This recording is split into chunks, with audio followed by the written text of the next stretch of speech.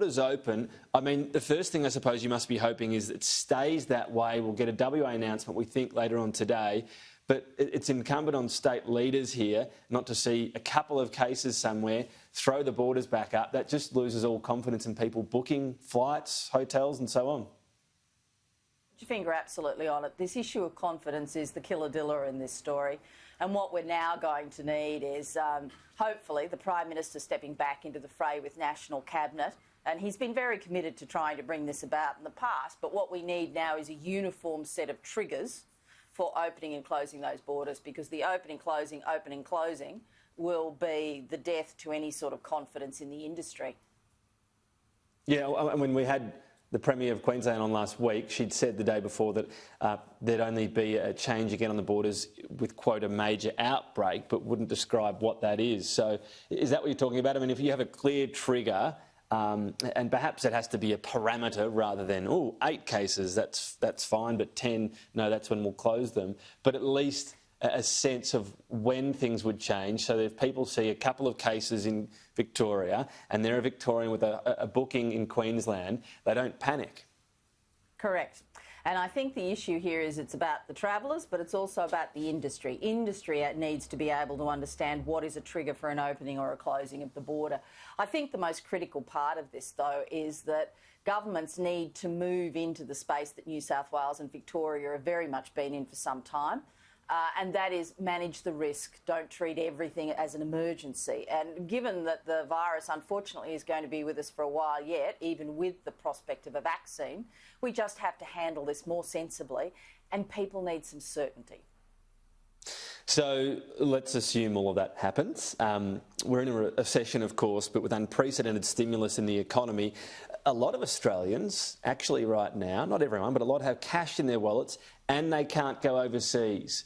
So can we replace overseas travellers ourselves? Look, I'll be very honest with you, no, in this sense that the industry can't recover until international borders are open. And I say that for this reason, that, you know, your average Chinese traveller previously spent $8,500 when they were here. Your average Aussie probably spends about $1,500. Having said that, our own recent surveying and research tells us that something like 70% of people who would have spent their money overseas are saying they will spend all or a portion of it here in Australia instead. And 42% of them are saying they'll spend every cent that they would have spent overseas here. So it will help to lessen the pain. It will, in fact, bolster a whole lot of regions that may never have seen this volume of tourists before. And it may excite people to go to places they've never been. So we'll see new content and new opportunities out of this. Yeah, well, I mean, Australians spend a lot of money overseas, so if you can get that back, I suppose, is the key. Is enough being done maybe to promote destinations that Australians wouldn't go to as much? We see parts of our own backyard, you know, after others quite often. Have that once-in-a-lifetime trip to Kakadu or the Barrier Reef or down to Tasmania if you're, you know, from up north.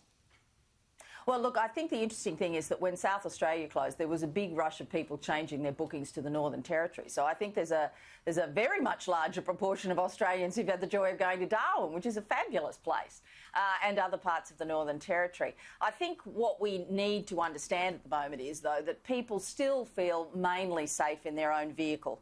So the biggest growth in tourism has actually been in the caravan, camping, that sort of space, and a kind of 2 to 4 hour donut around the capital cities is where people are prepared to go. So that's going to put quite a bit of burden on the those communities that are within that donut space. So we really do need to start looking at resources and infrastructure for the donut, and also how we encourage people to get further outside of the normal and see those more unusual things. Well, we had the donuts in COVID times. Now there's another donut terminology you've introduced me to.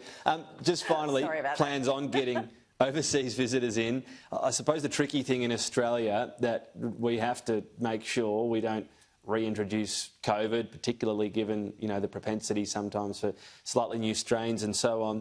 But we can't afford a long quarantine period. People already take so long to get to Australia. So are you keen to see some, you know, different sorts of approaches, rapid testing perhaps on day 1 and day 7? And you don't eliminate the risk there, but you might cut it right down. Look, I think this is the secret to actually getting that international border potentially open a little earlier. The vaccine's wonderful, but it's going to take time to vaccinate people, and we still don't have details on what proportion of the population needs to be vaccinated before it's considered to be appropriate, all sorts of things. I think the fast, reliable testing that can reduce the quarantine time will be an absolute must. And I think not just from a leisure tourism point of view. Put that to one side for a moment. We've got lots of Aussies we need to bring home. We've got international students we need to get back in the mix. And to be perfectly frank, we need to be looking at some skilled migration, because there are a whole range of jobs and skill bases that we're going to need here in Australia to keep that infrastructure surge moving ahead. We don't have them here at the moment, and we may very well have to bring home expats or other skilled foreigners to be able to help us through this recession.